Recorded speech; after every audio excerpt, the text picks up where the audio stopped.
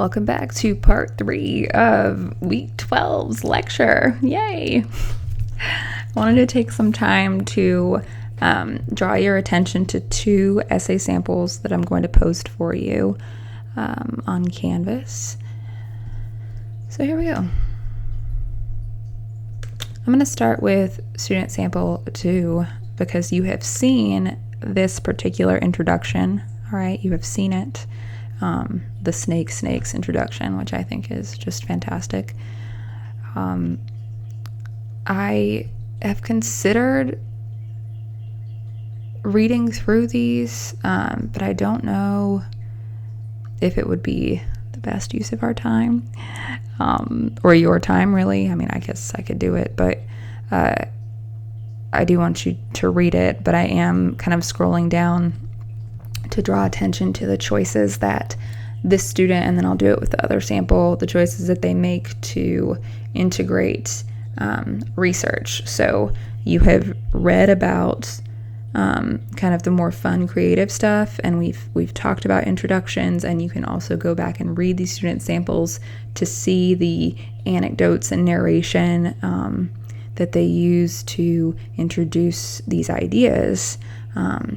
But now I'm going to show you where the research comes in, so you can see that it's still integrated and grounded in effective research that these students have taken a good amount of time to explain and set up for us. If not perfectly, then at least, I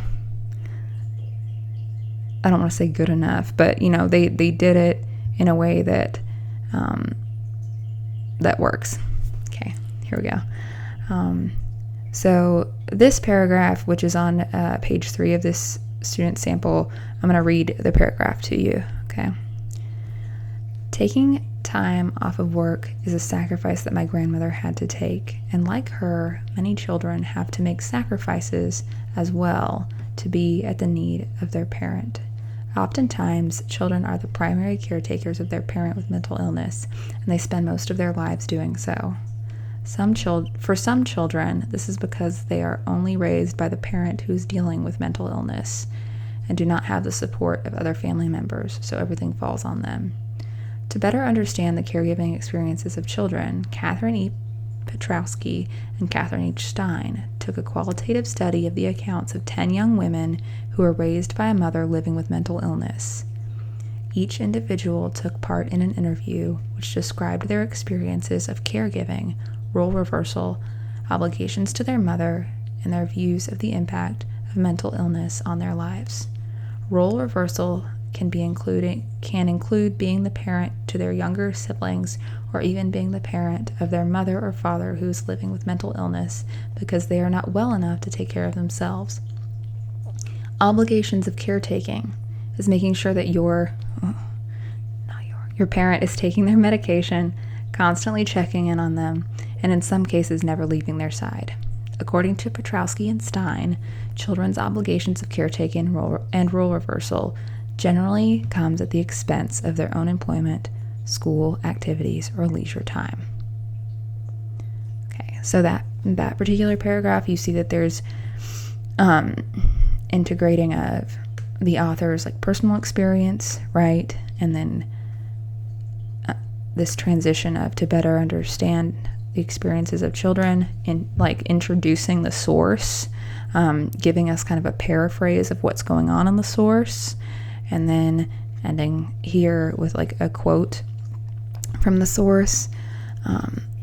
And even now, like I said, this is a range, but I have told the student in their rubric that I thought that they were missing a couple of page numbers. Okay, because even though we have the names here, what I'd like to see here is the page number to officially complete the citation.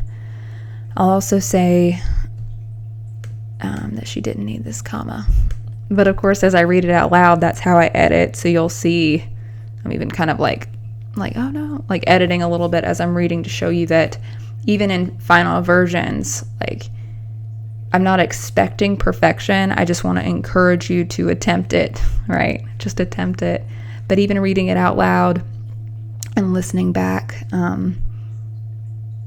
to your reading, or even just experiencing reading it out loud, you can catch a couple of things. But I do think that this was a super successful way of integrating, like starting with personal experience in that transition at the beginning of the paragraph, and then going into paraphrasing what's going on in that particular source, to call attention to what this author is, or what this student writer is getting out of the particular source. As you look forward, you'll see that that's something that's going on in many places. I do think that they integrate it well, and a lot of the time, like, they are missing like page numbers. Please include page numbers. It stresses me out. Like that's one thing about this particular essay where I would say, like, this would be so perfect if you included your page numbers. I'm just scrolling down just to see if there's anything else I wanted to point out to you. But I will say too, to go ahead and think forward toward, like, how do I end an essay like this? You have read over already a little bit about endings, but I wanted you to see here the ending of this particular piece, and I'll read it to you and talk about that. So, though a lot of the time we assume that we need to go to the very last paragraph to see the ending, really her ending starts here, okay? Mental illness being stigmatized is another thing that I've learned, and I believe being educated on mental illness will decrease this stigma. The association of stigma with mental illness is why many children do not speak of their parents' illness or reach out for help. They have a feeling of shame, and this is something that I understand. In addition, I am now aware that there are many more children who are raised by a parent with mental illness than I realized. I knew mental illness was common, but I did not take into consideration kids that may be in the same situation as me. This is the biggest takeaway that I have come to appreciate. I hope, like me, they will be positively impacted by parental mental illness, that they are able to go on to college and pursue what it is in life they wish to do. But I know this will not be the case for some of these children. I am glad I was blessed enough to pursue my goals despite all of the odds of a high school dropout rate in school or developing a substance abuse disorder that was stacked against me.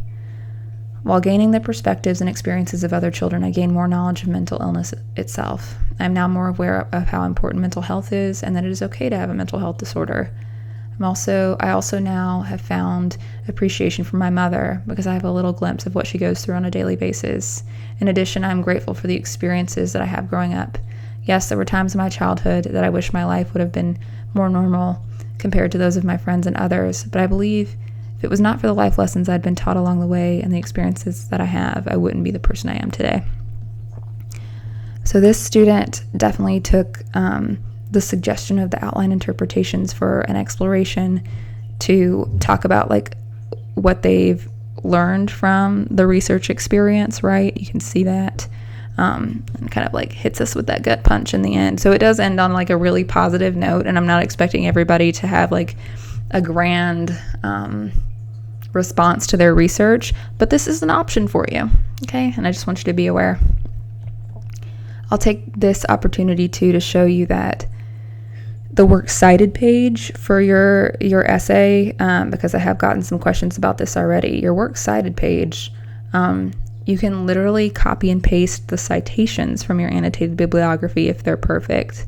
And here is an example of that. So you're not putting your annotations on your works cited page, but your citations are there. Cool. There we go. And you'll have access to this as you move forward. So I just wanted you to be aware of that.